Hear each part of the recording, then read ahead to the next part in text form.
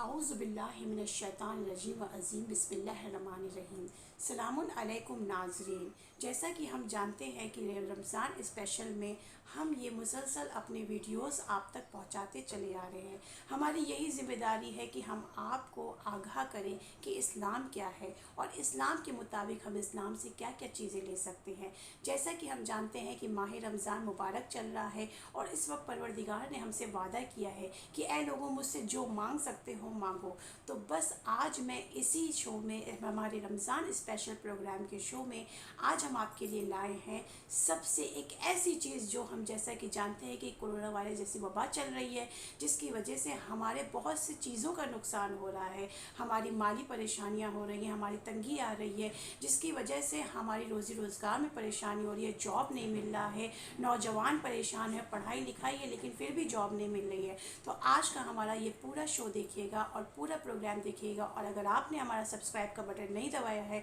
तो प्लीज़ हमारे चैनल को ज़रूर सब्सक्राइब करिए, ताकि आगे भी हम इसी तरह आपके लिए नया नया प्रोग्राम लाते रहें। तो आगाज़ करते हैं आज के हमारे टॉपिक का। ये टॉपिक शुरू करने से पहले हम ये बताते चलें कि उलमा ने इसकी बहुत ताकीद की है कि ये एक ऐसा अमल है कि अगर आपने खुलूस नियत से परवरदिगार का शुक्र अदा करते हुए और परवरदिगार के सामने अगर आपने ये हाजत नमाज पढ़ी तो आपको बहुत बहुत आपकी रोज़ी रोज़गार में ज़रूर इजाफ़ा होगा। और ये जो नमाज है वो रसूलुल्लाह सल्लल्लाहु अलैहि वसल्लम अल्लाहुम्मा सल्ली अला मुहम्मद व आले मोहम्मद उनकी वालिदा आमिना बीबी के वसीले से है। तो सबसे पहले इसको जिसने बताया है वो है हमारे छठे इमाम जाफ़र सादिक अलैहिस्सलाम ने। इससे मंसूब है कि उन्होंने बताया कि जी 2 रकात नमाज है, बहुत ही इजी नमाज है, 2 रकात नमाज है, बहुत बड़ा अमल नहीं है कि आप करें तो परेशान हो जाए। नौजवान भी कर सकते हैं, जवान भी कर सकते हैं, बच्चे भी कर सकते हैं और बूढ़े बच्चे मतलब 15-16 साल के बच्चे जिनका करियर अभी बनने वाला है, अगर वो चाहते हैं कि उनका करियर बनने में अच्छे से, शायद ये मैं नहीं कह रही हूँ कि रोज़ी रोज़गार का मतलब ये है कि हम जॉब से ही लगें, लेकिन अगर अपने करियर के लिए भी अगर आप परवरदिगार से ये 2 रकात नमाज की अमल पढ़ें तो ज़रूर आपकी हाजत कबूल होगी। तो 2 रकात नमाज है जिसको आप नमाज फ़ज्र की तरह पढ़ना है और पहली रकात में अलहम के बाद 3 मरतबा सूरह इखलास की तिलावत करना है। पहली रकत में अलहम के बाद 3 मरतबा सूरह इखलास यानी सूरह कुल हुवल्लाहु अहद की तिलावत करना है। उसके बाद दूसरी रकत में आपको अलहम के बाद 3 मरतबा सूरह नास और 3 मरतबा सूरह फलक की तिलावत करना है। एक बार फिर से मैं रिपीट कर दे रही हूँ कि आपको पहली रकत में पहले नियत क्या करना है, नियत यही करना है कि परवरदिगार मैं ये नमाज़ पढ़ता हूँ या पढ़ती हूँ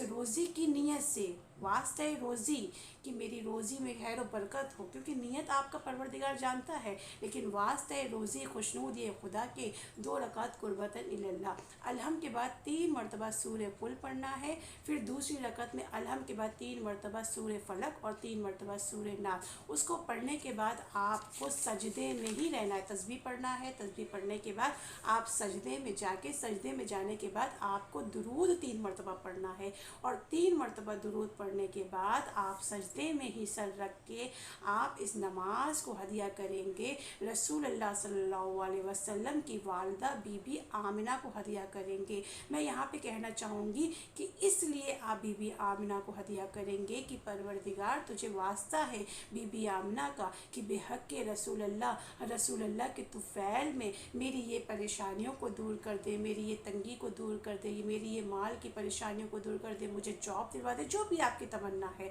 आप उसको सजदे में रसूलुल्लाह को वास्ता दे के हदिया करेंगे बीबी आमिना का। मैं यहाँ पे एक बात कहना चाहूँगी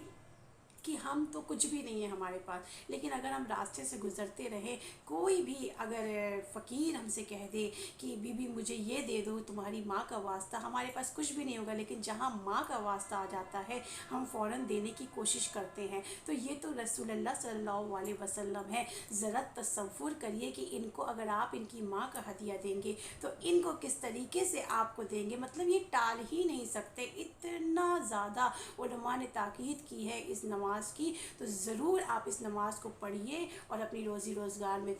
روزگار میں آپ کے دن پر دن اضافہ ہو، کیونکہ ہم اہل بیت کے ماننے والے ہیں، اور اہل بیت کے گھرانے میں ایسا کچھ بھی عمل نہیں ہے جو امپاسبل ہو۔ ہماری نیت اچھی ہونا چاہیے، ہمیں حلال رزق عطا ہونا ہے، ہمیں یہاں کے ساتھ ساتھ ہمیں اپنی آخرت بھی بنانا ہے، اور ہمیں آخرت میں جا کے اس رزق کا اگر حلال غذا ہے تو بھی ہمیں اس کا حساب دینا ہے، اور حرام غذا ہے تو پھر ہمیں گناہ گار ہونا ہے۔ تو بس اگر ہم روزی روزگار سے آپ پریشان ہیں تو ضرور اس عمل کو کریے۔ اور اب میں ذاکرہ شفا آپ سے رخصت ہوتی ہوں، انشاءاللہ پھر ملیں گے ایک چھوٹے سے اسی طرح۔ اگر آپ چاہتے ہیں کہ میں آپ کے کوئی عمل میں یا کوئی آپ کو پریشانی ہے یا کچھ اور عمل کی پریشانیوں کا اگر میں آپ کو وظیفہ دوں تو پلیز میرے کامنٹ سیکشن میں جا کے ضرور بتائیں، اور ہاں ہمارے چینل کو سبسکرائب کریں اور زیادہ سے زیادہ سبسکرائب کروائیں، کیونکہ آگے اور بھی انٹرسٹنگ ٹاپک میں لانے والی ہوں۔ خدا حافظ، دعا میں یاد رکھیے، علی وارث۔